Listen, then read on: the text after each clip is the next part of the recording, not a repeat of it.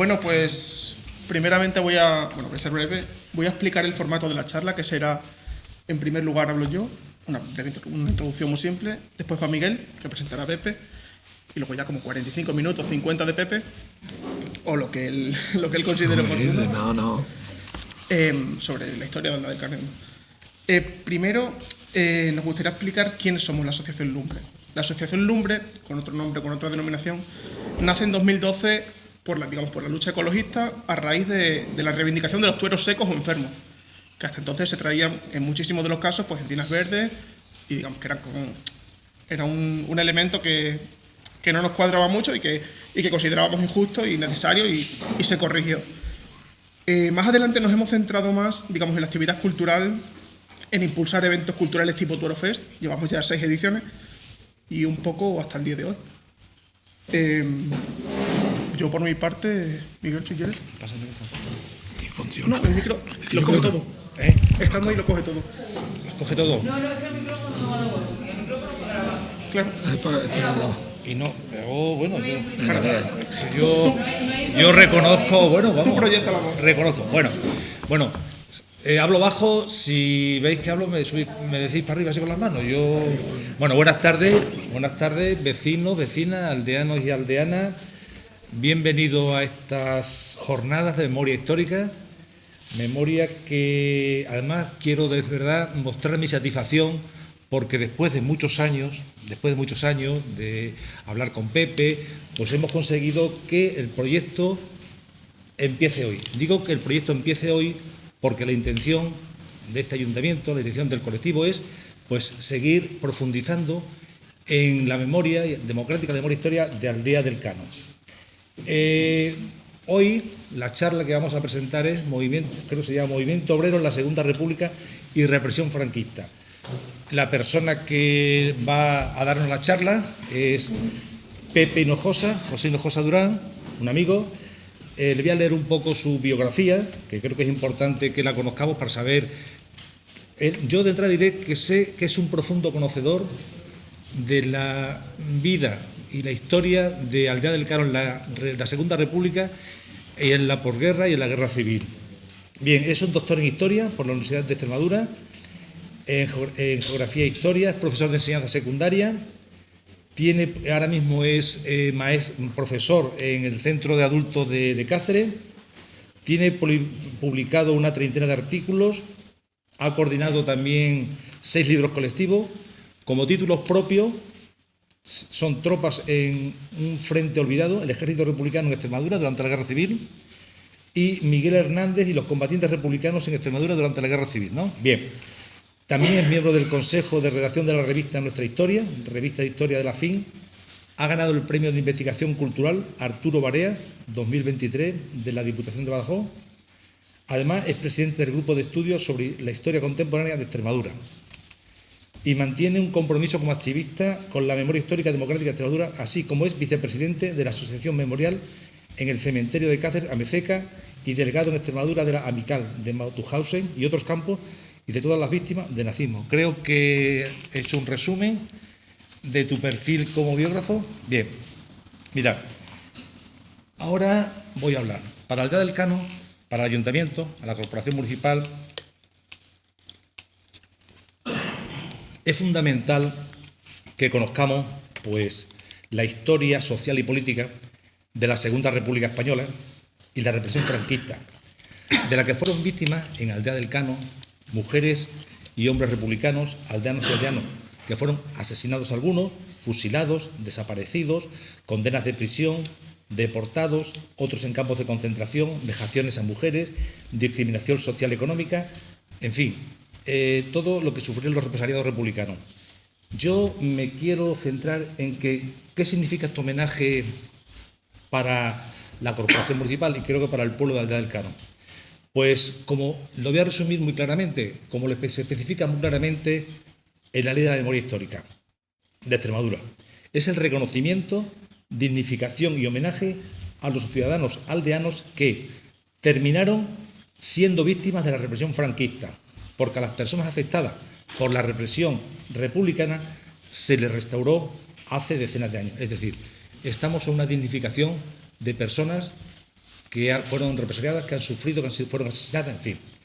En este contexto de dignificación y reconocimiento, yo quiero decir una cosa claramente. Aquí, antes esta ley se aprobó en el año 2015. 2019, pero muchos años antes, los gobiernos socialistas de Aldea del Cano, gobiernos presididos por don Francisco Salazar, don Sánchez Salazar y doña Antonia Cordero, fueron pioneros en la ejecución de medidas y decisiones para recuperar la memoria histórica en Aldea y eliminar los símbolos fascistas, los símbolos de la dictadura franquista en nuestro pueblo. Voy a citar cuatro acciones. Se cambiaron los nombres de las calles en los primeros años, los años 80. Aquí se dedicó, hace ya muchos años, una calle a un represaliado republicano. Se colocó la Cruz de los Caídos en un sitio donde debe estar, en el cementerio, para representar a todos los aldeanos. Y se quitaron otros símbolos franquistas que estaban en la fachada de la iglesia. Creo que esta acción política de los gobiernos pues también merece un reconocimiento en estos temas, cuando estamos hablando de jornadas de memoria histórica.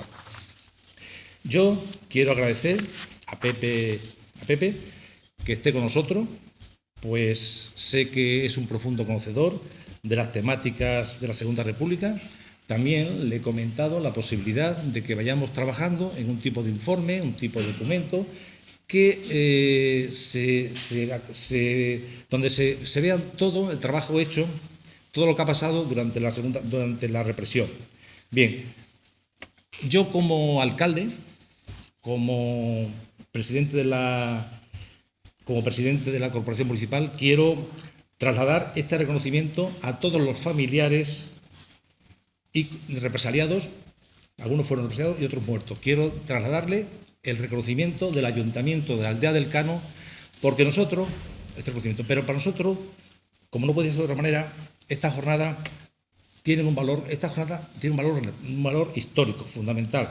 Nosotros queremos que se aclare, que se esclarezca completamente, que seamos conocedores de todo lo que pasó en esos años. También, con esta jornada, tenemos que fomentar los valores democráticos que hoy están en peligro. Hoy muchos valores democráticos, muchas de las cosas que se han conseguido están en peligro. Y terminando diciendo que el respeto a las personas en una sociedad debe ser fundamental. Y ese respeto, por parte del Ayuntamiento de Aldea del Cano, va hacia esos aldeanos y aldeanos que por su pensamiento e ideología fueron represaliados, bien con condenas de muerte, bien asesinados, bien fusilados.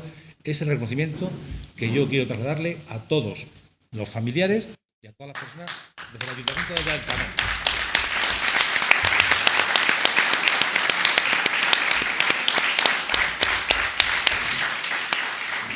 Dicho lo anterior, le doy la palabra.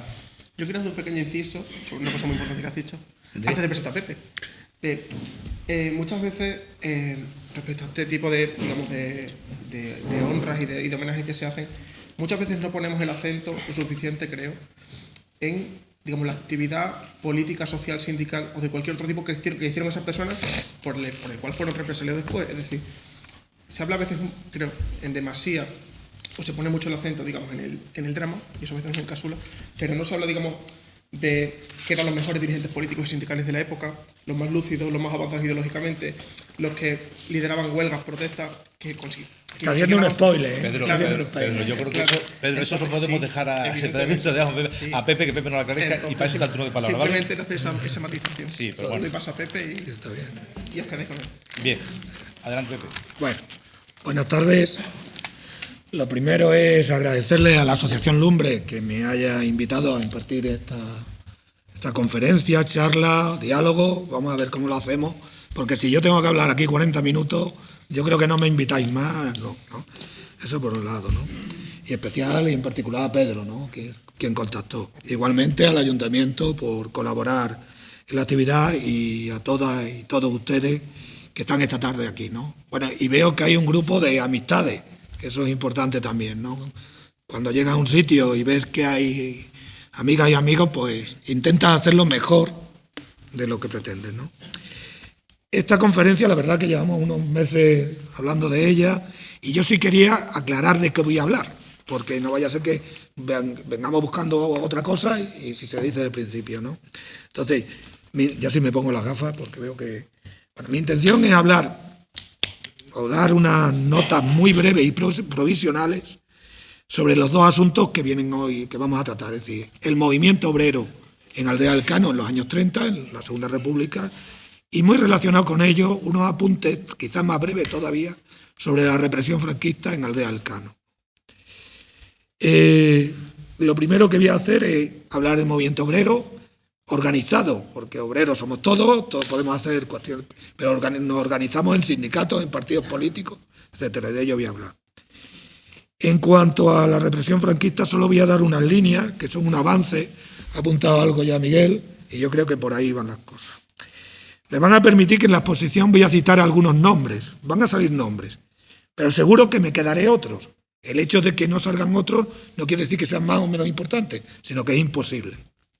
Y también depende del marco. Decirles también que yo no solo voy a hablar de Aldea del Cano, eso es un error que a veces se comete en la historia local, hablar solo de la localidad como si fuera ajeno a lo que pasa alrededor.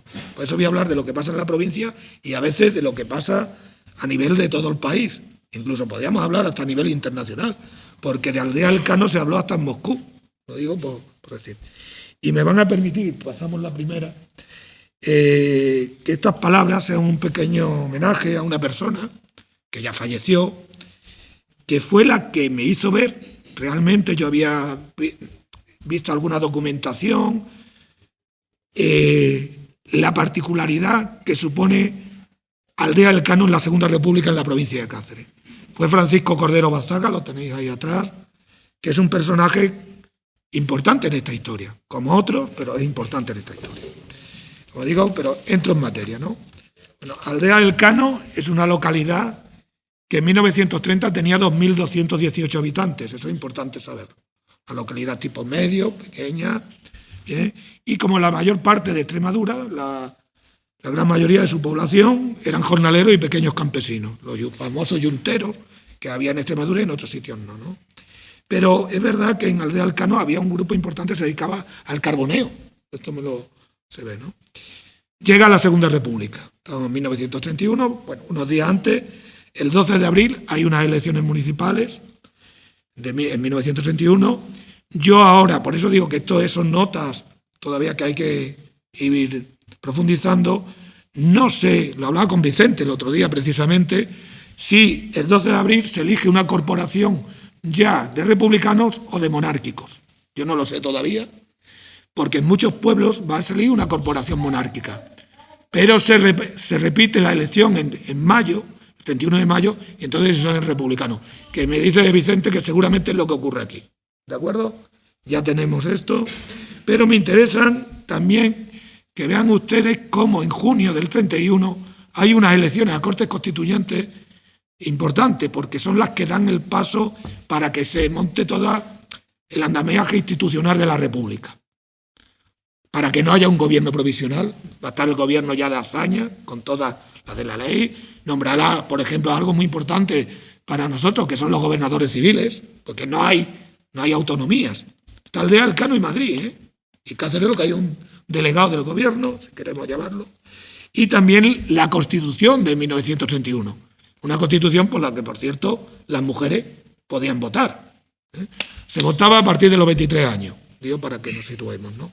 En Aldea del Cano, concretamente, tenía 567 electores, hombres de mayores de 23 años, y el 25% de la población, y arrasó la conjunción republicano-socialista, 441 votos de 489. Sí, Aldea del Cano sí se vota para que funcione el sistema republicano. Bueno, y ahora les doy unas notas sobre algo que es básico para entender la Segunda República en Extremadura, el paro forzoso. Es decir, el paro de esos jornaleros y yunteros que va a sobrevolar toda la República y que las autoridades, dependiendo de la etapa que estemos, pues actuará de una manera u otra. ¿Por qué digo esto? Porque en el otoño del 31, aunque creo que hay ya una huelga en julio del 31, hay una gran crisis de paro forzoso aquí en Aldea Alcano. Estamos hablando de unos 100 parados, está hablando. 100 parados no significa solo 100 personas paradas, sino las familias también. Recuerden que no hay ayuda ni nada de esto, ¿no? Bueno, pues en ese contexto hay una finca que le va a sonar, yo no soy Aldea Alcano, algo te suena porque lo han comentado, que es la del criadero, de Mayoralgo, que está a poco de 1000 metros del pueblo, decían La Fuente, donde desde el año 28, esa una parte la arrendaban los socios de un sindicato católico agrícola. Vicente, tú corrígeme, ¿eh? Voy bien, ¿no? Voy bien, ¿vale? Lo único que ocurría, se quedaban con unas hojas, bueno, el tema es que antes de la siembra tenía que ser descuajada y rozada, limpiada, vamos. Y eso lo tenían que hacer los trabajadores del pueblo. Y tenía que pagar con una señora que se llama Dolores Mayolargo y Torre Cabrera. Algo de conde o duquesa, algo debería ser. Con esto, vamos, que yo sí sé lo que era, que vivía en Cáceres, ¿no? Bueno, todo eso según contrato. También se sabe que en esos años antes de la República venían obreros portugueses que cobraban menos y que además los tenían, según un texto, casi en régimen de esclavitud. Y en ese contexto, ya la República se había proclamado, pues una serie de aldeanos no están de acuerdo con esa actuación, porque esta señora ya no quiere pagar a esos trabajadores, dice que no los va a contratar. ¿De acuerdo? ¿Eso qué hace? Pues que haya una denuncia en la Comisión Municipal de Policía Rural de Cáceres, porque está en términos de... Bueno, el término de Cáceres rodea al de Alcano. Bien.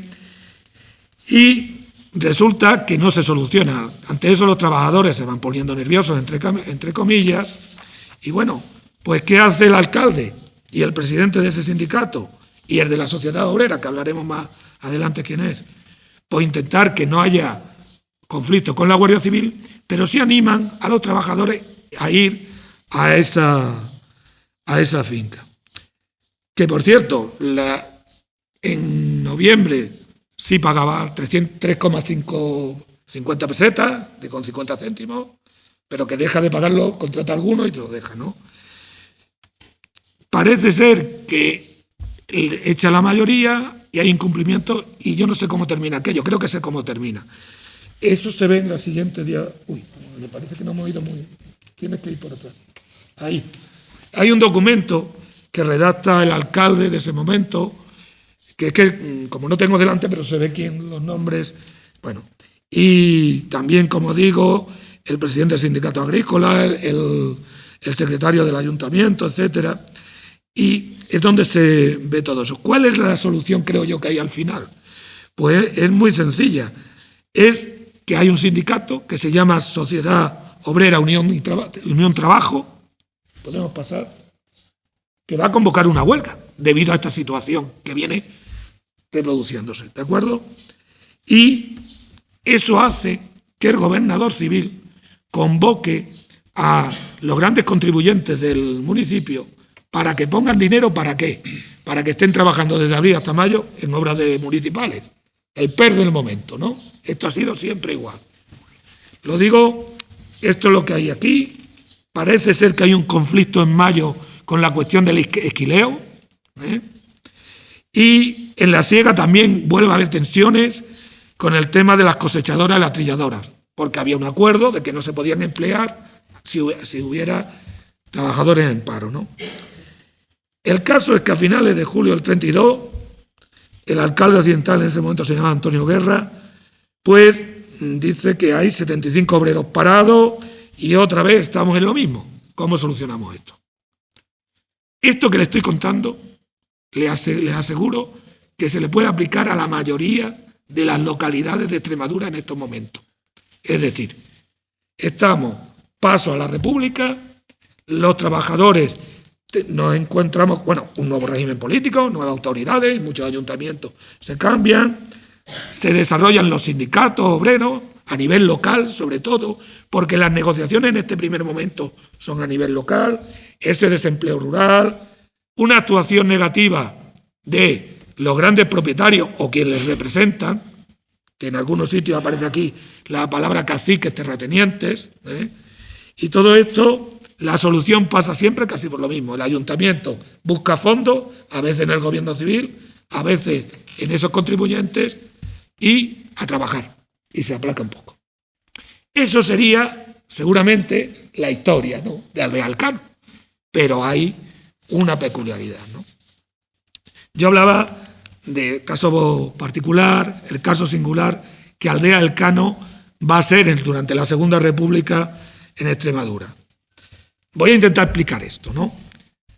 ¿Se acuerdan de las elecciones a Cortes Constituyentes que he hablado antes, ¿no?, que votaron, fueron en junio del 31 y que 441 votos fueron a la conjunción republicano-socialista? Eso nos acordamos, ¿no?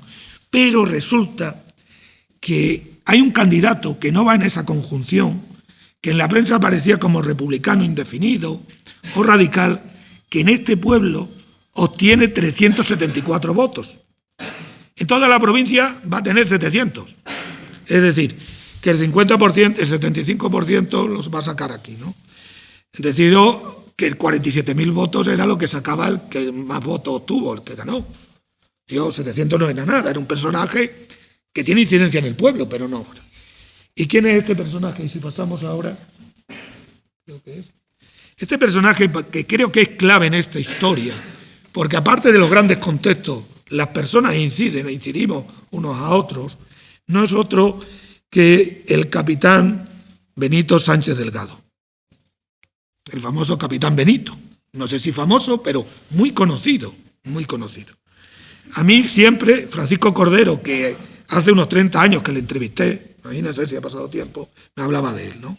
Bueno, pues Benito Sánchez Delgado había nacido en Aldea Elcano en el año 87, era un trabajador agrícola, pero ingresó en el ejército, no se ve muy bien, pero ahí viene que en el año 28 o 29 llega a ser capitán del ejército.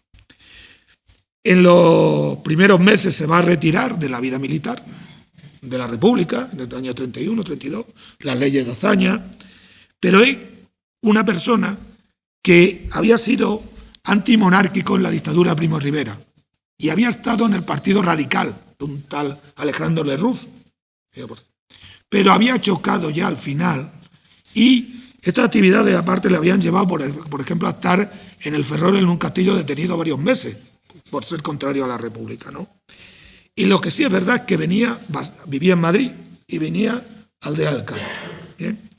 Bueno, pues todo indica que Benito Sánchez Delgado ejerció una influencia bastante importante en esa organización obrera que hemos hablado, Sociedad y Tierra, ¿no? Unión Tierra, ¿no? De hecho, y ahora sí van a empezar a salir nombres, ¿no?, en un documento de enero del 32 que firma el alcalde Justo Sánchez, el secretario del Ayuntamiento Sebastián Sánchez, el juez municipal Agustín Collado, el presidente de la Alianza Republicana Francisco Polo García, el presidente del Sindicato Agrícola, estos son los pequeños campesinos, Antonio Bazaga, y el presidente de la Sociedad Obrera, Francisco Cordero, decían lo siguiente: los republicanos de este pueblo, asesorados por nuestro paisano don Benito Sánchez Delgado, desde antes de venir la República estamos luchando contra ese terrible enemigo. ¿Quién era el enemigo? Los caciques terratenientes. Ahí se ve claramente, ¿no? Pero es que aparecía en la prensa, es decir, en el año 33, por ejemplo, hay un periódico que se llama Región, que en julio recoge unas palabras de también el que es en ese momento el alcalde, el presidente de lo hablaré más adelante los nombres, y dicen: asesorados por un hombre hijo del pueblo que no ha olvidado su origen, que no ha olvidado, como muchos, a la clase que pertenece por este querido paisano. Este es Benito Sánchez Delgado. ¿Por qué es importante esto? Porque hemos visto que en los primeros meses ya hay una sociedad obrera. Se constituye nada más llegar a la República. Lo que pasa es que no está en la órbita de la UGT. Y esto es diferente. Francisco Cordero a mí me hablaba que estaba ligado al Partido Radical. No lo sé. Pero seguramente que en el otoño del 31, que he hablado antes de ese conflicto, esa gran crisis de paro forzoso, ¿no?, y también un paro que decían producido por las malas intenciones de los caciques terratenientes. Bueno, estamos hablando de una cosa que se llama lucha de clases. No estamos hablando de otra cosa aquí. Bien, bueno, pues esa crisis y la actuación de Benito Sánchez Delgado hace que la dirección de ese sindicato sea renovada profundamente, la llevaba un tal Siete Reales, según Francisco Cordero, y sea Francisco Cordero Bazaga, que ya hemos visto que podemos pasar,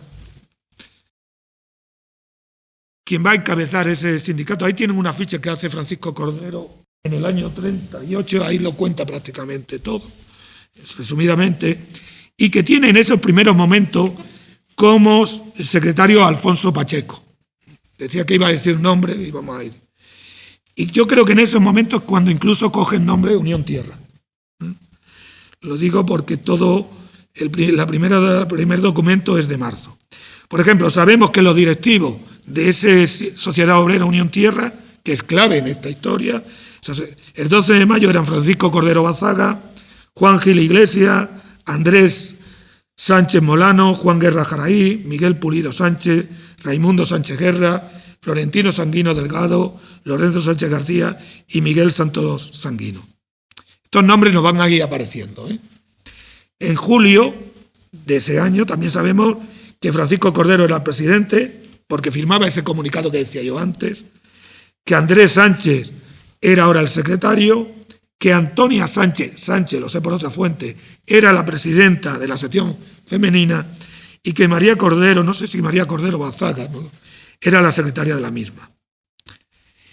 En diciembre, Francisco Cordero, que va a ser siempre el presidente de esta sociedad obrera, le acompañan Andrés Sánchez, Alfonso Pacheco, si ven se están repitiendo nombres, ¿no?, Graciano Gil, Lorenzo Sánchez, etc. Y en mayo ya del 35, que ya ha pasado tiempo, vemos como algunos nombres se repiten y otros llegan.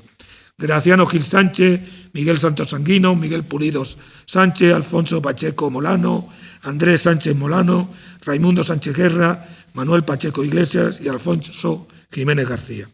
Esa es la directiva. Ahora es que Francisco no está, diré dónde está más adelante, ¿de acuerdo? Eso sería la dirección. Seguramente hay que añadir algunos nombres, que va a estar durante toda la República. ¿De cuántos afiliados estamos hablando? Yo he encontrado, son una fuente de 1932, de finales del 32, 350 afiliados. Es una fuente interna, no del sindicato, sino en Madrid. Y bueno, está ahí. Pero paralelamente a esta sociedad obrera, cuando llega Francisco Cordero por influencia de Benito Sánchez Delgado y otro grupo, se crea la otra organización obrera, ahora el Partido Obrero, que aquí, curiosamente, y esta es la diferencia, es el Partido Comunista. Se crea el Radio Comunista de Alcano, según ese documento, en febrero del 32, que surge por iniciativa de Benito Sánchez Delgado, que después de un recorrido, al final del 31, en Madrid ha ingresado en el Partido Comunista. Y va a hacer que aquí también al de Alcano una serie de esos dirigentes de la sociedad obrera entren en el Partido Comunista. Concretamente, Francisco Cordero Bazaga, que también va a ser el secretario general del radio, es decir, va a ser presidente del sindicato y del partido a la vez. Hay mucha relación entre ambas en toda la República. Hay tal relación que ni las autoridades a veces saben de qué están hablando unas veces.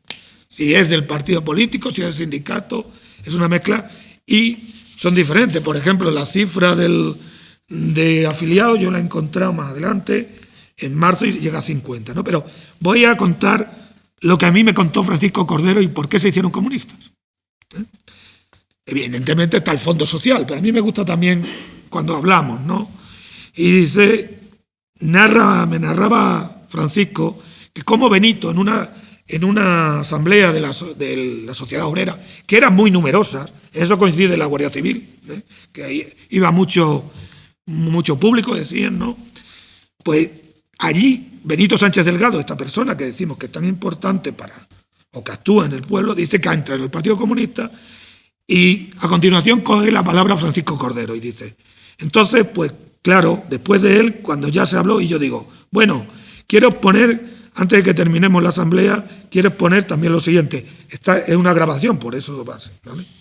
En cuanto a mi decisión en este momento, quiero deciros que yo también tengo el propósito de afiliarme al Partido Comunista de España. Así, con esta palabra. También hubo un silencio considerable. Nadie habló, nadie dijo nada. Bueno, esto quedó así y claro, desde entonces empecé a trabajar por constituir el Partido Comunista de Alcano y término. Pues eso, que el 99% del sindicato pasó al Partido Comunista y se constituyó el Partido Comunista de Aldea. Es un testimonio del año 93, pero coincide con la documentación. Apenas, yo no tengo datos hasta ahora de quién estaba en su dirección, en un documento, intuyo algunos. Sabemos que Francisco Cordero hasta abril fue su secretario general y tenemos que esperar hasta marzo del 36, o por lo menos yo no he localizado un documento anterior, donde dicen que los tres máximos responsables del Partido Comunista en Aldea del Cano son Manuel Pacheco Iglesias, Andrés Sánchez Molano y José Cordero Andrada. Un partido que en ese momento, después de una etapa, que es el año 34-35, de retraimiento, tenía 50 afiliados. Era de las organizaciones locales de esa fecha de marzo, en Cáceres, la que más tenía, ¿no? Como decía, esto es lo que marca la diferencia, y lo vamos a ver a continuación. En esos momentos el Partido Comunista tenía una política a nivel nacional que venía, porque los partidos comunistas eran parte de una internacional, la Internacional Comunista, eran sus secciones nacionales, que hablaban de, concretamente, una política, se llama clase contra clase, y lo que decía en ese momento era que el gobierno republicano, de esta primera etapa que estoy hablando, del 31 al 33, los gobiernos de Azaña, eran gobiernos contrarrevolucionarios, que la república era una república burguesa y que los socialistas lo que hacían era parar la revolución, si bien sus bases, sobre todo de la UGT, eran revolucionarias. Lo que sí es verdad que ese contexto grande, que nos queda muy bien, cuando lo llevas aquí, pues veremos que algo cambia. Bien, ¿cómo compruebo o cómo les demuestro que fue peculiar Aldea del Cano? Les voy a ir dando fragmentos, ¿no?, para que se vayan quedando. En febrero de 1933, intento seguir una línea cronológica para no perdernos, resulta que la Sociedad Obrera Unión y Tierra es, junto con un sindicato que tampoco está en la UGT de Badajoz, que se llama, es de la capital, Sindicato Campesino de Badajoz, forman parte del Comité Provisional de la Unidad Sindical, que es una opción que quiere estar fuera de la UGT y tampoco en la CNT, que algo tiene en el norte de Cáceres, ¿no? Más cuestiones. En mayo de ese año, si pasamos, resulta que la CNT convoca una huelga en toda España. ¿Qué pasa en Aldea del Cano?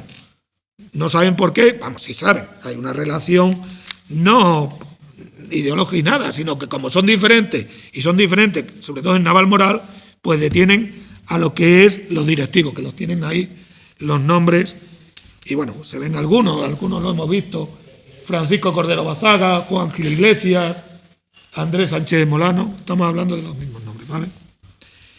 Otra cuestión importante, sabemos que dirigentes nacionales del PC, del Partido Comunista, estuvieron en Aldea del Cano. A mí la primera persona que me lo dijo fue el hermano de Francisco, creo que se llama José, que es el que me dice, no, si mi hermano está vivo y está en Talavera. Y es cuando yo, a través de un historiador, contacto, ¿no? Y bueno, pues aquí estuvieron pasionarias, porque ya hay fuentes escritas que sí lo dice. Pero también estuvo José Antonio Balmontín, que en ese momento era un diputado del Partido Comunista, era el único que había, ¿no? También vinieron dirigentes provinciales. Igualmente, desde el año 33, según el parte del cabo de la Guardia Civil de Aldea del Cano, que no creo que fuera del Partido Comunista, decía que la sede de la organización comarcal del Partido Comunista en la zona está en Aldea del Cano y que aquí hay organizaciones de Torre Orgaz, Torre Comada, Torre Mocha, Valdefuente, Torre Santa María, Montanche, Arroyo Molino, Alcuesca y Casar de Don Antonio. Organizaciones muy pequeñas, ¿eh? Yo no sé si contarlo, pero pues también una cosa, ustedes y vosotros, porque nos conocemos, me podéis parar, hacer alguna pregunta, porque si no esto. Pero les voy a comentar una anécdota. Hablando con el tío Sardina, de Torremocha, con Cruz, Francisco Cruz, no sé si tú lo has conocido. Bueno, no, estoy hablando con... No, bueno, es de Torremocha. Este hombre terminará siendo concejal del PC en el año 36. Y a mí me dijo, mira, Pepe, la lucha, la toma de tierra, tal. Pero es que íbamos al Aldea del Cano y las chicas de Aldea del Cano, que eran de la sociedad obrera y esto, bailábamos agarrados. Y es que lo contaba así, porque estas cosas también influyen en todo esto. No solo los grandes, ¿no? Después decirles que en el Mundo Obrero, que era el periódico del Partido Comunista a nivel estatal, Aldea del Cano aparece. Van a ver algún ejemplo continuamente. Y decir que en noviembre, ya voy cerrando algunas cuestiones generales, en noviembre del 33 va a haber unas elecciones. Para presentar una candidatura tenía que firmarte o un diputado que había salido por esa circunscripción o 10 concejales de esa provincia. ¿Cómo se monta la candidatura del Partido Comunista de España en la provincia de Cáceres? 10 concejales de Aldea Alcano firman. Después hablaré un poco más de ello. Evidentemente, esto, que como ven, sale del marco territorial de la localidad, se complementa con algunas acciones concretas aquí, que van a ser protagonistas esa sociedad obrera. Todo parece indicar que en el primer cuatrimestre de 1933 hubo otra vez ocupaciones de fincas. Recuerden el paro siempre. Que hubo un arrendamiento colectivo de una carbonera y que ahí eran vecinos que estaban afiliados a la Sociedad Obrera Unión y Tierra. Es curioso, ¿no?, cómo se pueden exagerar las cuestiones, porque para que vean, en un informe que hace Pasionaria en Moscú, a la Internacional Comunista, hay un párrafo dedicado al de Alcano, y decían que habían hecho aquí ya un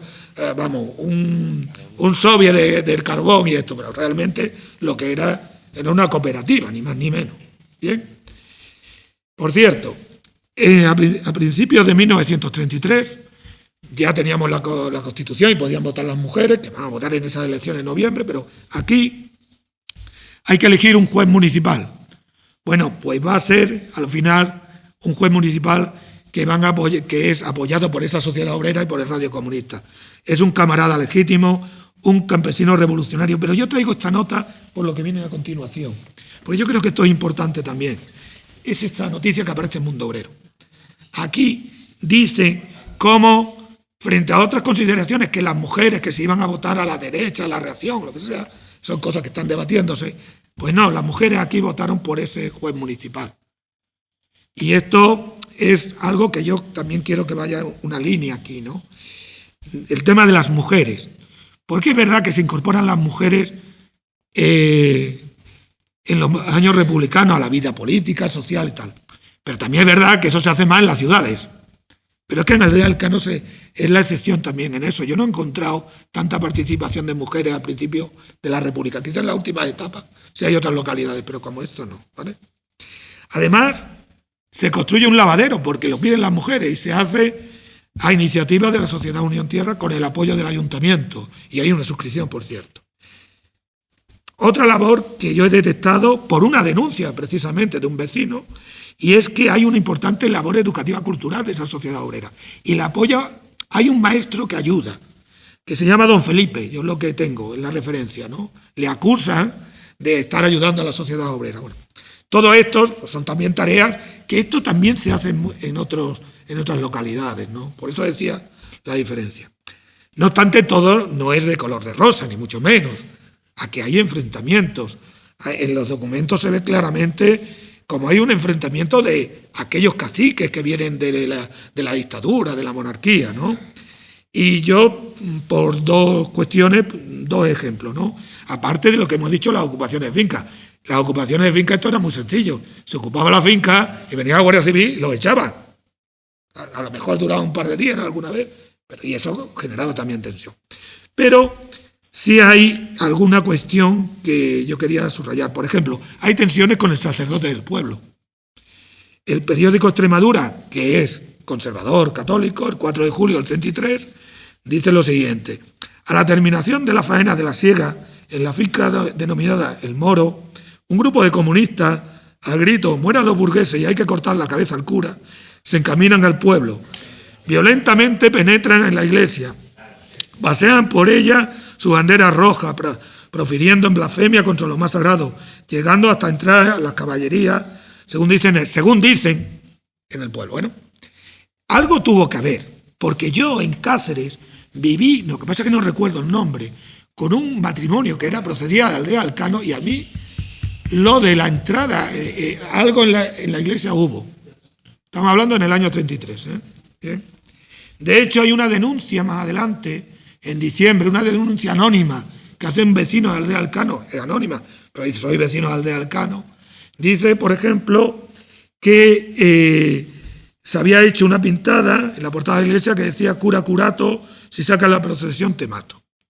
Es decir, hay tensiones con la iglesia. Cuidado, que esto no es solo aquí, esto es en más sitios, tío. Bien, y como saben, esas tensiones quizás alcanzan un pico o un hecho muy luctuoso que tiene lugar en julio del 33, cuando es asesinada una mujer por el que era el vocero de la asociación. Es decir, había una persona, un hombre que llamaba o hacía un pregón para que fueran a las reuniones y hay una mujer, hay un enfrentamiento y muere esa mujer. Eso tiene una explicación. Evidentemente, el periódico Extremadura y el diario Hoy dan una versión. Pero es curioso contrastar la versión que aparece en el diario Región. ¿Por qué? Porque enmarca esa tensión y ese asesinato, crimen, o lo que queráis llamarlo, en el enfrentamiento que hay de la sociedad obrera con esto que os estoy diciendo, los caciques, terratenientes, etcétera, que ellos hablan en todos los textos, ¿no? De hecho, hay un escrito firmado por Francisco Cordero, que es el presidente de la Sociedad de Trabajadores, Andrés Sánchez, el secretario, Antonia Sánchez, también de la Asociación María Cordero, Benito Solís, que va a ser alcalde del 32, 33 y 34, porque antes estaba Justo Sánchez, y Sebastián Sánchez, que es el secretario de Ayuntamiento, que aclaran esto y los marcan ahí, ¿no? Es decir, todo esto se da, pero como digo, el año 33 y una etapa de la República se va cerrando con esas elecciones del 19 de noviembre. Y, lo comentaba antes, si pasamos, resulta, esta es la candidatura. Aquí se ve cómo está Francisco Cordero de candidato, pero arriba son los nombres de los concejales, que hay, concretamente, hablábamos antes, son 7 concejales los que se eligen, lo que pasa es que ahí hay concejales del 17 y del 22. Entonces, eso es lo que comentaba antes, ¿no? Yo creo que esas elecciones, pues bueno, candidatos, ¿quiénes van a ser? Benito Sánchez Delgado, por el Partido Comunista, y Francisco Cordero Bazaga. Eso da la importancia que llega a tener la organización de Aldea del Cano, ¿no? Un Benito Sánchez Delgado que ha dejado Madrid y se ha venido a Cáceres y que es el secretario de organización del Partido Comunista a nivel provincial. Bueno, ¿qué es lo que ocurre en las elecciones? Pues según el boletín oficial de la provincia, resulta que hay 849 votantes, que 429 votan al Partido Comunista, 25 al Partido Socialista, 78 a la coalición republicana y 409 al Partido Radical o la coalición radical agraria, el centro derecha, podríamos decir. Es decir, que el Partido Comunista saca en Aldea del Cano el 50,5% de los votos. Eso quiere decir que tenía un apoyo. También hay un apoyo, como venga a la derecha, que prácticamente es muy parecido, ¿eh? Bien, pero si esto queda así, dicen ustedes, bueno, pues sí, tenían fuerza. Pero claro, la fuerza se ve cuando comparas. Resulta que, para que se hagan una idea, el que más votos va a recibir en la provincia que nosotros, que Benito Sánchez Delgado, saca el 1%, saca 2.000 votos. Es que resulta que casi el 30% de los votos que reciben los comunistas los reciben en Aldea del Cano, en toda la provincia. Y eso es importante. Para que se haga una idea, 2.000 votos frente a 117.000 que sacó la derecha y el Partido Socialista sacó 65.000. Digo, de eso estamos hablando, ¿no? Lo que está claro que cuando termina el año 33, Aldea del Cano es un núcleo importante del Partido Comunista y, de hecho, en la prensa de uno y de otro aparecía como la Aldea Roja. Eso sí lo encuentran, ¿no? Pero, como saben, a partir de esas elecciones cambia el gobierno y aparece una nueva etapa en la República Española. Caracterizada en lo que nos interesa aquí, empeoramiento de la situación de los trabajadores, se desmantela toda la legislación laboral anterior, deterioro de las condiciones de trabajo, caen los salarios, que habían llegado a ser 8 pesetas, el segador, un carbonero 4, pues caen. Hay también, los sindicatos tienen menos capacidad para negociar y las medidas de orden público se hacen más duras. ¿Y qué pasa en Aldea del Cano? Pues que esto incide. ¿Y cómo se ve? Por ejemplo, el 9 de diciembre, ante otra vez una convocatoria de huelga revolucionaria por la CNT, son detenidos Benito Sánchez Delgado y Francisco Cordero Bazaga. Por cierto, que algunos le acusaban que iban a matar a alguien. Es que hay un documento que viene ahí, ¿no? Que van a ser, pues, un mes más tarde están en libertad. Importante que a principios del 34, ¿nos acordamos de la dehesa del Criadero? Bueno, pues los arrendatarios, los pequeños campesinos arrendatarios, que tienen, ahora sí se sabe el nombre, es el Sindicato Agrícola El Progreso, que dirige Antonio Bazaga Jiménez, que es otro personaje interesante, resulta que son expulsados de esa dehesa. Son desahuciados los pequeños campesinos. Eso va a aparecer en el mundo obrero también. Yo creo que está ahí. Ese es el escrito de Antonio Bazaga Jiménez, que se dirige al gobernador diciéndole, oye, que nos está pasando esto, hacer algo, pero no se hace nada. Las cosas están cambiando a nivel político. La entrada de un gobierno de centro-derecha, o bueno, termina siendo de derecha, el Partido Radical, después la CEDA, pero algo que no se nos tiene que olvidar. En enero del 33 hay un señor que se llama Hitler que llega al poder en Alemania, y lo que ello conlleva, y lo que va a conllevar en el futuro en Europa. Bien, bueno, pues aquí las fuerzas políticas de izquierda, que antes se habían caracterizado un PSOE hegemónico y muy potente frente a un Partido Comunista muy pequeñito, duros ataques, por ejemplo, del Partido Comunista al Partido Socialista, pues empiezan a confluir, porque están siendo atacados los dos. Y lo mismo pasa con el tema del sindical. Se me ha olvidado decir antes que, evidentemente, la Sociedad Obrera Unión y Tierra no está en la UGT, está en la CGTU, dirán ustedes, ¿y qué es eso? La Confederación General de Trabajo Unitaria, el sindicato que intentó construir en toda la República el Partido Comunista, y en algunos sitios pues tiene fuerza, en Aldea del Cano. Claro, es la excepción junto con Baños de Montemayor y la capital de Badajoz. O sea, era la excepción en Extremadura, ¿no? Bien, pero lo que nos interesa ahora es ver cómo empiezan actos unitarios, PSOE, UGT, CGTU, PC. Y, por ejemplo, en Cáceres, en febrero del 34, hay un mitin donde va a ir el responsable de la Federación Local de Sociedades Obreras de la UGT, Cecilio Trejo, que es teniente alcalde en Cáceres, Felipe Granado, que es diputado socialista y es el presidente de la UGT provincial, por el Partido Comunista, una persona que ha llegado a Cáceres, un instructor que se llama José Silva. ¿Y quién va a ir por la CGTU? Francisco Cordero Bazaga. Lo digo para que vean, ¿no? Y además, aquí en marzo se celebra, yo lo que todavía es una cuestión que siempre me he planteado, era cómo se hacían las cosas en los pueblos. Yo soy de un pueblo también. Entonces, ¿cómo se hacían las reuniones clandestinas en los pueblos cuando todos se conocen, ¿no? Pues aquí se hace una asamblea comarcal de la CGTU, porque hay un congreso que hay representantes o gente cercana, no solo de Aldea del Cano, sino de los pueblos que hay al lado, ¿no? En esta fecha, y es importante, Benito Sánchez Delgado se traslada ya definitivamente a Madrid, la primavera del 34, ¿no? Y llegamos a mayo del 34. Bueno, pues en mayo del 34 es la antesala de un mes, finales de mayo del 34, muy importante para Extremadura y para la movilización social y para el movimiento obrero. Es la huelga campesina del 34, que la va a convocar la Federación Española de Trabajadores de la Tierra, es decir, la UGT. ¿Por qué la convoca? Porque están empeorando las situaciones de los obreros agrícolas en todo el país, sobre todo en la zona sur, del Tajo hacia abajo, ¿no? Y ha cambiado su dirección y ven, hay una presión de las bases, podríamos decir, ¿no? Bien, bueno, pues se convoca una huelga que el gobierno va a declarar ilegal inmediatamente, pero van para adelante. Tiene gran incidencia en la provincia de Badajoz, menos en la de Cáceres, pero en Aldea del Cano también se convoca. Y aquí viene lo bueno. Evidentemente, ¿a quién detienen el 2 de junio? A Francisco Cordero Bazaga. Pero lo bueno es el documento que hacen sus compañeros diciendo que por qué lo detienen. Pero también, y si pasamos, y esto es lo que yo digo de cómo lo de arriba cuando parece que se te caen los esquemas. Este es el escrito que mete la Sociedad Obrera de Unión Tierra al alcalde respecto a la huelga.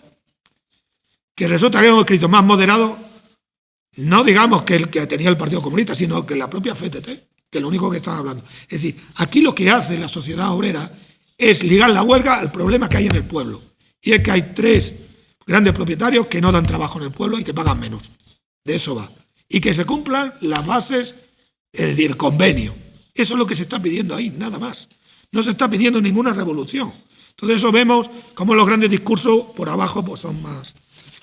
Bueno, esa huelga se termina con el desmantelamiento del movimiento obrero prácticamente en toda la área rural. También se destituyen alcaldes que son del PSOE, de la UGT. Pero como saben, en octubre hay una huelga general. ¿Por qué? Porque va a entrar un gobierno, va a entrar la CEDA. Y el señor de la CEDA, que era Gil Robles, decía que quería ser como un austríaco, como Adolfus, que había dado un golpe de Estado y se había quedado con el poder. Entonces, hay una. Evidentemente, también la CGTU y el PC apoyan esa huelga que ha sido convocada por el PSOE y la UGT. ¿Qué pasa en Aldea Alcano? Según aquí sí que no hay testimonio escrito, el de Francisco Cordero. Resulta que se van a repartir octavillas y lo mismo otra vez se detiene, pero esta vez a Francisco Cordero lo van a desterrar a Cabezuela del Valle. Se lo llevan allí al Valle del Gesto. Digo, para que está allí unos meses, ¿no? ¿Esto qué conlleva? La desorganización del movimiento obrero.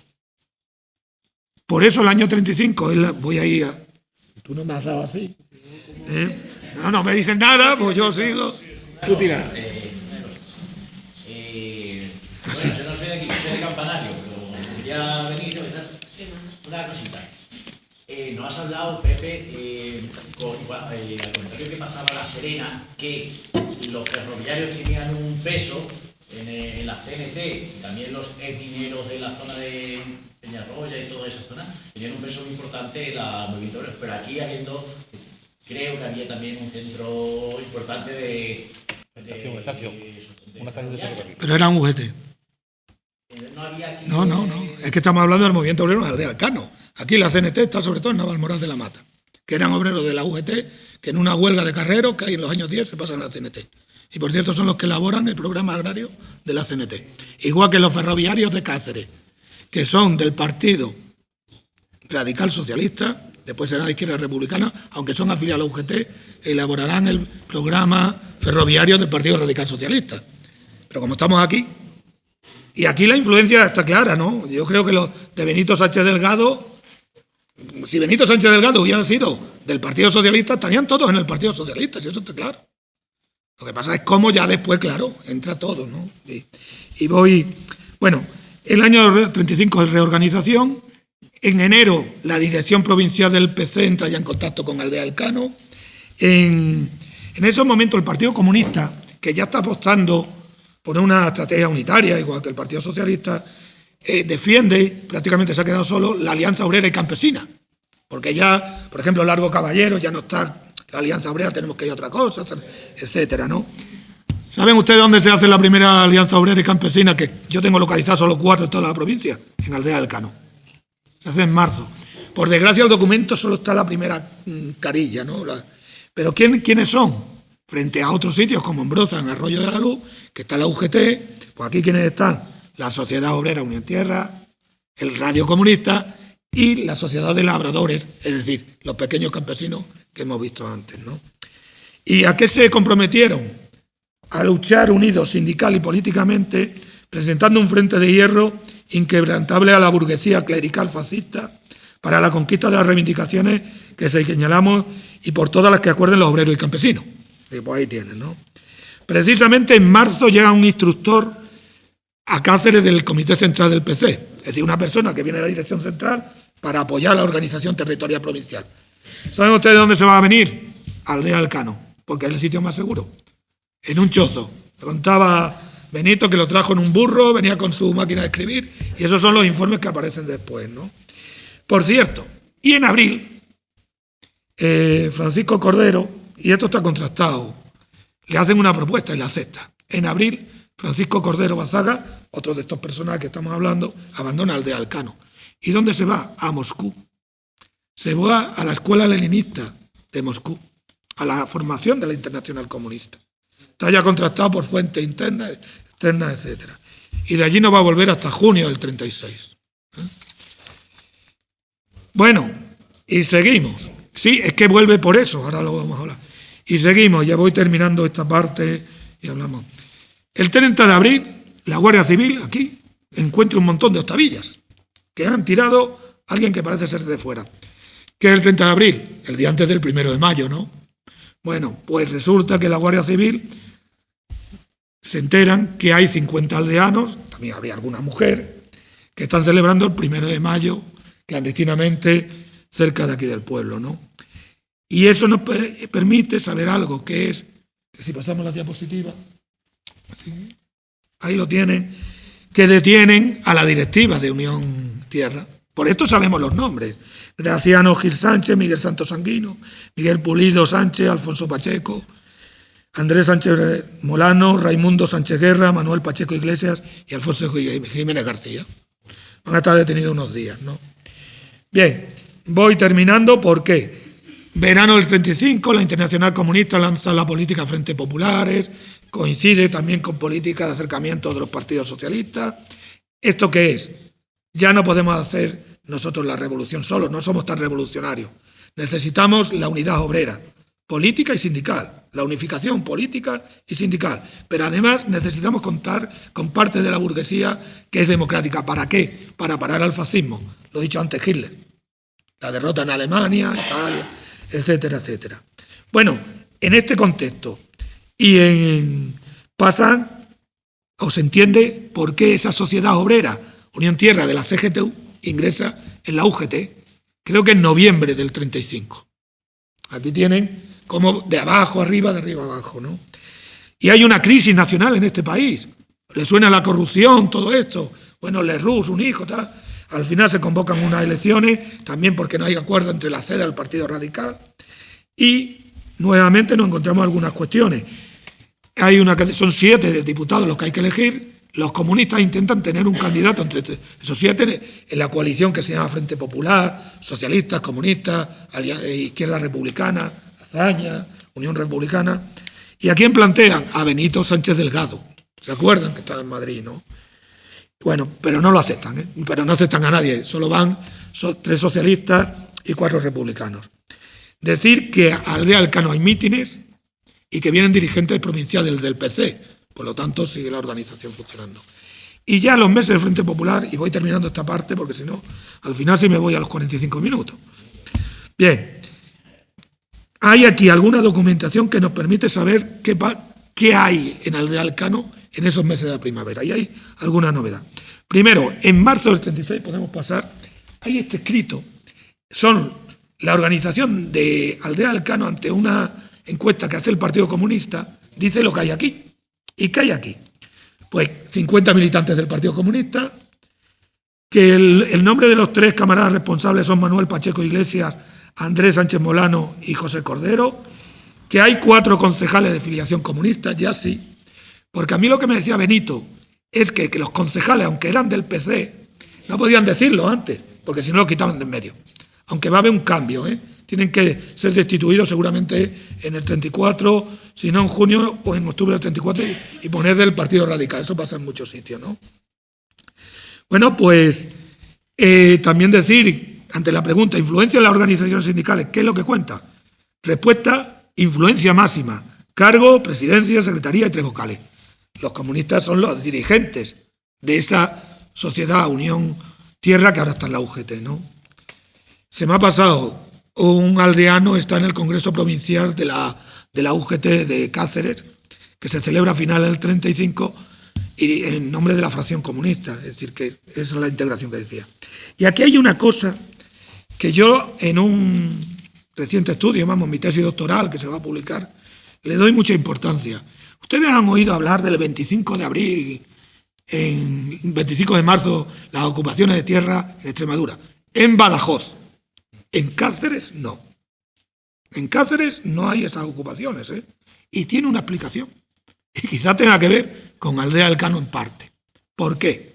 Porque el 4, si pasamos, eso es un informe de la Guardia Civil. Y si sigue la siguiente, vienen los nombres, ¿no? Bueno, pues hay 2 informes de la Guardia Civil, breve, pero que nos dicen que el 4 de marzo, 200 vecinos de este pueblo ocuparon la dehesa La Cervera y empezaron a roturarla. que iba instruido para que no hubiera hechos violentos, tal, y después que había unos cabeceras de esa ocupaciones, y entre ellos José Cordero Andrade y Manuel Pacheco Iglesias, dirigentes del Radio Comunista. Pero es que el día 6, otros 240 vecinos, yunteros, jornaleros, se van a la dehesa Torrecilla del término de Cáceres. ¿Qué es lo que va a ocurrir? A raíz de esto, y lo que va a ocurrir en Jaraicejo, días más tarde, por influencia de lo que ha pasado en Aldea del Cano, porque quien lo va a llevar a cabo en ese momento va a ser el secretario, o quien encabeza el secretario agrario del Partido Comunista, que es de Jaraicejo, que es otro núcleo que es más tardío que el de Alcano, pero en estos meses tiene mucha fuerza. Una anécdota, el Resistiré. ¿Se acuerdan del COVID? Resistiré.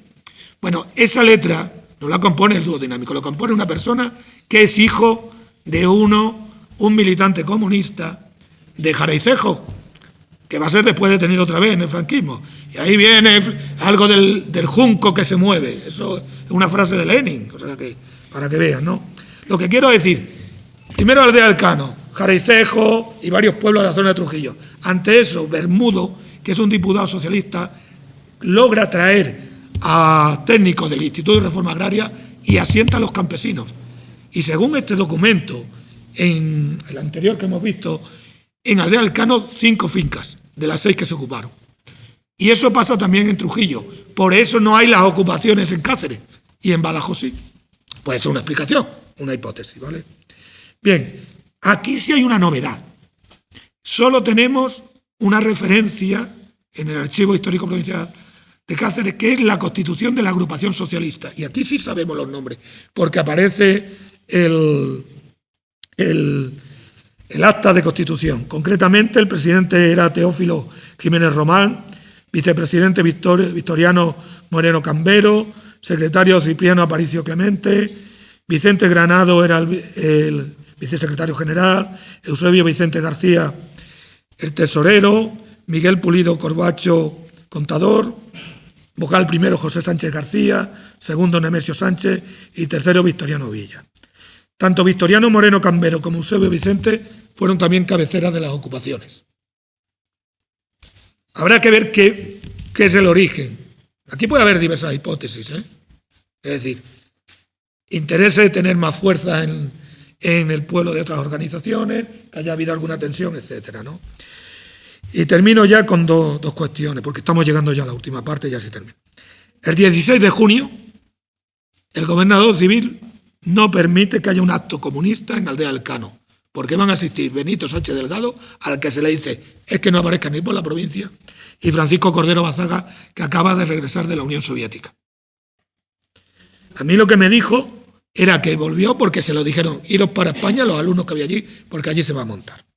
Bien, y en el marco del Congreso Nacional del Partido Comunista, que iba a ser en agosto del 36, y la conferencia provincial, que fue el 19 de julio, resulta que el 5 de julio se celebra la conferencia comarcal Aldea del Cano. Y sabemos que allí se discutieron problemas del partido y de la comarca. Y en dicha reunión se constató que en todos los pueblos, esto es literal, los caciques están reforzando su ofensiva contra los trabajadores del campo sin que la primera autoridad, es decir, el gobernador, tome medidas contra ellos.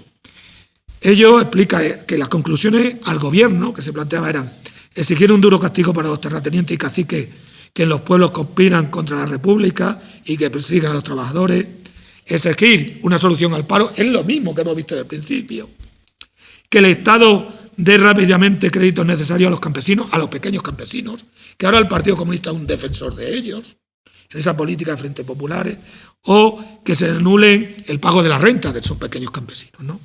Curiosamente, y si pasamos, esas conclusiones coinciden con un artículo que va a publicar Francisco Cordero Bazaga el 6 de julio en Mundo Obrero, ¿no? Quiero decir que está claro que se está viendo, ¿no? ¿Y qué pasa más adelante? 19 de julio, ya sabemos, el golpe de Estado, etcétera, etcétera, etcétera. En Cáceres se estaba celebrando la conferencia provincial del PC y se da el golpe de Estado. ¿Y qué ocurrió en Aldea del Cano? Testimonio de Francisco Cordero Bazaga corroborado después. Pues muy sencillo. Nosotros, pues, decidieron no ir a ese congreso. ¿Y qué es lo que hicieron? Voy a leer, porque creo que merece la pena. Una vez que conocen el triunfo del golpe en Cáceres, nosotros, pues como pudimos allí en el pueblo, no hicimos nada, porque desde luego era absurdo, y entonces, como se había quedado para nuestra parte Badajoz, se quedó leal al gobierno republicano, entonces, claro, ya teníamos una defensa. Entonces nosotros, por aquella sierra de Mayoralgo, pues una noche que nos pareció, pues el 20 o así, nosotros dijimos, todos a Badajoz. Entonces se pasaron, la inmensa mayoría nos pasamos a Badajoz. Primero fuimos a Carmonita, atravesando la sierra, no por las carreteras, ni mucho menos, por si acaso. Así, por la sierra, pues nos fuimos al pueblo de Carmonita, que está en la misma raya entre Cáceres y Badajoz. Y luego nos trasladamos a Mérida. Se estaban organizando allí las milicias. Nos enrolamos en un grupo de milicias y, claro, pues nada, allí comenzamos la lucha en la guerra. Esto es algo que pasa aquí y que yo lo he contrastado después con documentación que existe, ¿no? Y ahora hablamos muy poco, lo ha dicho, y en esto yo ya después de tantos años creo que tenemos que tener mucho rigor, ser muy serios en el tema de la represión franquista y tener fuentes. Por desgracia, a veces las fuentes son las familias, pero también es verdad que últimamente esto está cambiando, porque muchos de los familiares murieron, no están, pero estamos teniendo una documentación diferente. Como saben, si pasamos, Julián Chávez Palacio, que actualmente es profesor en la Universidad de Extremadura, en aquel momento era un trabajador bancario, por cierto, en su tesis doctoral, que después se publica en el 95, da una cifra, o da los nombres de 41 víctimas mortales. Ahí tienen algunos que conocen. Está por ahí con Soli, ahí están, ¿vale? Los nombres, se ven algunos nombres, ¿no? ¿Vale? Bien. Y como ven, hay, por ejemplo, algo que ver. ¿Vale? En esas 3 páginas que hay, se dan más nombres hasta 41. Y habla de varias cuestiones, ¿no? Sobre todo, pues son personas a las que se le aplica el bando de guerra, es decir, que no tienen juicio ni nada. ¿De acuerdo? Estamos hablando de eso. Y él habla de 3 grupos. Uno, de personas que estaban detenidas en el pueblo y se le va a aplicar el bando de guerra, ya sea en el pueblo o fuera. El caso, sabemos varios casos. De un grupo de hombres que una vez que tiene lugar la batalla de Badajoz, que son detenidos allí, la falange los trae de Badajoz a Cáceres, pero no llegan a Cáceres y no llegan, lo van a asesinar en el campo de aviación. Y también aquellos que huyen de esa batalla, o la de la de Mérida, vuelven al pueblo y son también asesinados. Es decir, ahí tenemos una serie de personas, ¿de acuerdo?, que están. Si pasamos y comento, creo que este tema se tiene que cerrar en la medida de lo posible. Quizás no se pueda cerrar todo, pero hay que cerrarlo. Hay que cerrarlo conociéndolo seriamente. Partiendo de esta base que nos ofreció Julián Chávez, hay nueva documentación. Por ejemplo, los consejos de guerra. Esto no es un consejo de guerra, porque no se quiso hacer una investigación. He traído, si sé yo que estás con Solís, traigo el otro, es que este es de mejor calidad. Esto me lo dio Paco Moreno, que es familiar. Estos son los chicos que fueron asesinados en el campo de aviación. Es que hay documentos. Es que esto lo hace un juez de instrucción.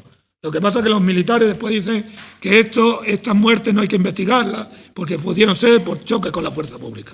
Y ahí se cuenta. Y además, aquí creo que en este Consejo de Guerra, un médico que está en Cáceres y es de Aldea Alcano, reconoce y dice quiénes son. O sea, eso ya no se puede decir que no existía, aparte de los familiares. Pero también hay más documentación. Por ejemplo, los expedientes carcelarios demuestran que en Cáceres, en la prisión, murieron, aparte de una persona que sí aparecía en el listado, 2 personas más que no estaban.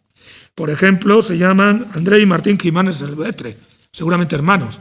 No aparecen en ese listado, ya vamos completando. Pero incluso en la bibliografía sabemos que Miguel Santos Sanguino, que nos ha aparecido antes, está inscrito en Badajoz, porque seguramente lo asesinaron en Badajoz. ¿De acuerdo? Es decir, es un tema que está abierto, ¿no?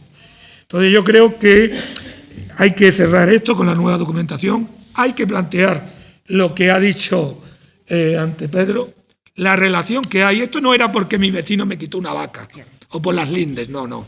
Esto tiene que ver, en parte, por esa actuación política, sindical en la Segunda República. Yo he hecho un cuadrante, he cogido los nombres que daba Julián y he ligado. Hay 8 o 9 que son, bueno, Nicolás, lo hemos dicho antes, dirigente del Partido Comunista, teniente alcalde, Cabecera, dirigente de Unión Tierra, media era del Partido Socialista. Hay una unión y se ve claramente. Otra cosa que hay que hacer, creo yo, es ver lo tenía aquí, Raimundo Sánchez Guerra y Miguel Santos Sanguino son dirigentes de la Sociedad Unión Tierra. Miguel Iglesias fue teniente alcalde, dirigente del PC. Victoriano Villa Mediavilla era el vocal tercero de la Agrupación Socialista. Juan Pulido, Cabecera, ¿no?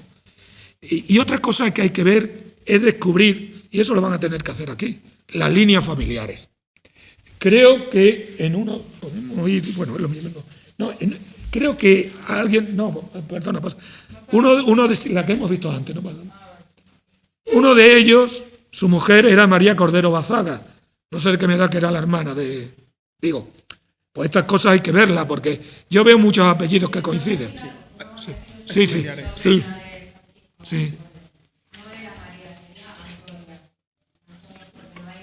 Sí, pero aquí sí aparece una María, ¿eh?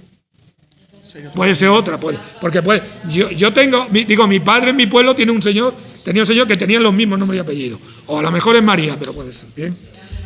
No obstante, yo creo que, claro, pues fíjate, es una documentación que he podido echar, lo hubiéramos visto, pero puede ser, que puede ser. Mire, otra cuestión, lo estaba hablando antes, que nos va a mostrar más información, van a ser los consejos de guerra, que están en Madrid, que se pueden consultar, se puede llegar a la Cámara. Si pasamos a la siguiente, esa. ¿Qué vamos a ver ahí? Porque claro, la represión no solo son las víctimas mortales, también son las víctimas que estuvieron en la cárcel, y las mujeres que raparon, etcétera. Pero, por ejemplo, los presos que sobrevivieron y las presas que sobrevivieron, los consejos de guerra, una fuente, ahí tienen como Francisco Cordero dice que estuvo en Orduña, que estuvo en Madrid y que lo mandan a Mérida, por poner un ejemplo. Pero también tenemos los expedientes de responsabilidad política. Si ven, Antonio Bazaga Jiménez, ¿se acuerdan del el presidente de las? También está Benito Solís, que era el alcalde, Isabel Pacheco Pulido, Ana Luengo, que me parece que era la matrona. Evidentemente, cuando yo digo nombre, no se trata de nombre, sino de decir quiénes eran, buscar qué hacían, porque si no. Pero también, si seguimos, los expedientes carcelarios. Este es de Antonio Guerra Jaraíz, que era concejal, pero también fue de la Sociedad Obrera. Esto está en el Archivo Histórico Provincial de Cáceres. El problema es que no hay un listado. Esto porque pues yo pasaba por allí, ¿no? Como digo. Y si seguimos, tienen las fichas de penados que están en la red y que se pueden, yo se lo cuento a Pedro y se pueden buscar. No están todos, porque yo de mi pueblo he sacado 60 y tengo 400 y pico de presos. Ahí tienen de Isabel Pacheco Pulido, de Aldealcano, lo ves, ¿no? Condenada a 12 años. Y hay más documentación. Porque, si seguimos, otro aspecto de la represión que es importante, yo creo que es el tema de las mujeres en Aldealcano. Y aquí, esta es otra documentación que está en el Archivo Histórico Provincial, pero creo que es incompleta. Son las fichas que hicieron después de la guerra, ven que es del 41. Es Antonia Sánchez, la responsable femenina que hemos dicho en el 33, que curiosamente, y esto es muy importante, yo me he encontrado, estoy viendo que en muchas de las represaliadas de Aldealcano, Gerona, Tarragona, Saturrarán, es decir, van ahí a cárceles muy lejanas. Bien, y ya termino, y ahora sí que termino, que ya me he pasado, y hay otra parte de esa represión que tendremos que ir viendo y buscando, ¿no? El exilio. ¿Cuántos se fueron? No sabemos. Sabemos, y hay una pista, que tuvo que haber aldeanos en Francia. Yo estaba buscando en la lista de algunos barcos, no me ha dado tiempo a verlo todo, pero ahí no he encontrado ninguno. ¿Por qué sabemos? Pues por una cosa realmente que también son parte de la represión franquista. Estamos hablando de los deportados a los campos de concentración nazi, que por ahora sabemos que hay 2, que murieron en Mauthausen, en sus campos de Gusen. Y nadie nos puede decir que no murieron allí, porque si pasamos, ahí tienen a Graciano Gil Iglesias, que yo conozco una nieta que vive cerca de mi casa, ¿vale?, que aparece en el listado de Julián. Por eso digo, hay que profundizar, hay que saber mejor. En el listado de Julián, a lo mejor coincide el nombre, como ven, muere en Gusen. Y también tenemos este documento francés, es del año 52. Está mandando a la familia que murieron en el año 41. Y debido a los inventos de estos, como son la red, ¿no?, pues sí pasamos, y ahí tienen a tu familiar, ¿no?, que es Enrique Jiménez García. Esta es la ficha de Mauthausen, por si alguien dice que no existieron campos de concentración y no hubo aldeanos en los campos de concentración, ¿vale? Saber la historia de todas estas personas, yo creo que lo ha dicho, me lo ha quitado, pues es una obligación. Y bueno, el que está aquí podrá colaborar en lo que pueda. Para eso tuvo un compromiso y me comprometí, de verdad, personalmente. A mí me pidió una cosa Francisco Cordero. Solo me pidió una cosa, ¿eh? Un hombre, de verdad, a mí me impresionó mucho. Digo, estamos hablando de hace 30 años. En Aldea del Cano tiene que haber una calle de Benito Sánchez Delgado. Por cierto, que murió en los primeros días del golpe de la Guerra Civil en Madrid, en los Altos del León, porque era de los pocos militares que tenía el Partido Comunista, aunque era retirado en esos momentos. ¿Y saben ustedes quién era el número 2? Un tal Lister. Si no hubiera fallecido, seguramente se hubieran convertido en un gran mando militar, ¿no? Y bueno, esto era lo que venía a decirle. Al final me he ido a la hora, pero 17 folios muy difícil. Creo que hay que completar mucho. Espero que les haya servido de algo y muchas gracias.